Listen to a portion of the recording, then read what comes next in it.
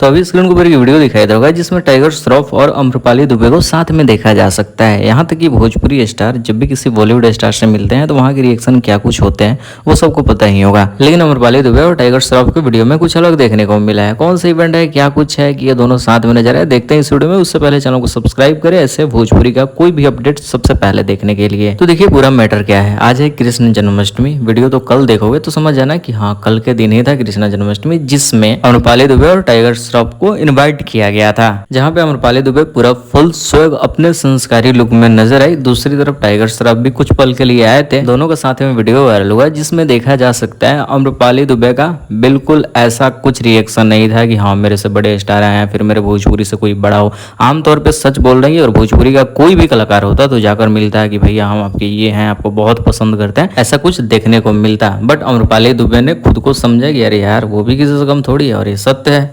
आप है तो मैं